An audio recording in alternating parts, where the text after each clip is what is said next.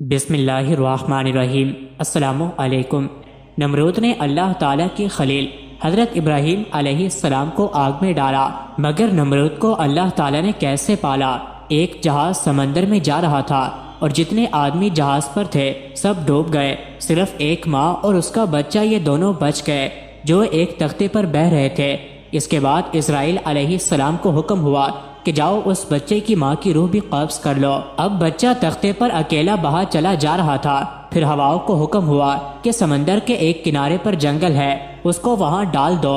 وہ تختہ بہہ کر اسی جنگل کی طرف گیا اور جنگل کے کنارے لگ گیا۔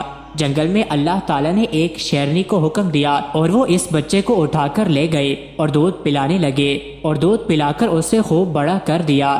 اس کے بعد جنوب کے بادشاہ نے آداب شاہی سکھائے۔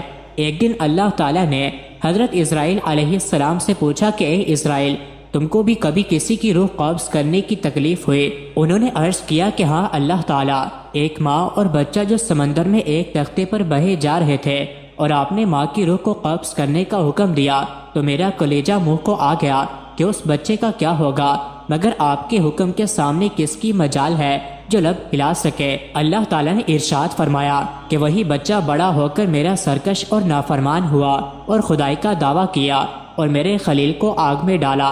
یہ شخص نمرود تھا جس ظالم کو ماں باپ نے پالا ہو اور بواسطہ اسباب جس کی پرورش ہوئی ہو، اس کے لیے تو اسباب حجاب ہو سکتے ہیں، مگر اس ظالم کو تو ہم نے براہ راست پالا، اسباب کا بھی کوئی پردہ نہیں تھا، ماں باپ کے بغیر پالا اور سوناز سے پالا۔ ہم نے سمندر کی موجوں کو حکم دیا کہ اس کو ایسے جنگل میں لے جا کر ڈالو جہاں ریحان و سوسن کے خوشبودار پھول ہوں، میوہ دار درخت ہوں اور میٹھے پانی کے چشمے ہوں۔ برگے گل و نسترن سے ہم نے اس کا بستر بنایا۔ خوش آواز پرندوں کو حکم دیا کہ اپنی سریلی آوازوں سے اس کا دل بہلائیں۔ سورج کو حکم دیا کہ اس بچے پر اپنی تیز شعاعیں نہ ڈالے۔ ہواؤں کو حکم دیا کہ اس پر آہستہ چلیں۔ شیرنی کو حکم دیا کہ اس کو دودھ پلائے۔ جنوں سے آداب شاہی سکھلائے اور اس کو میں نے بادشاہی بھی عطا کی۔ غرض اس پر میں نے 100 باعنایات و کرام کیے تاکہ بغیر واسطہ اسباب کے میرا لطف و کرم دیکھ لے اور اسباب کے حجابات بھی نہ رہے، مگر یہی شخص میرا دشمن ہوا اور میرے خلیل کو آگ میں ڈالنے والا ہوا۔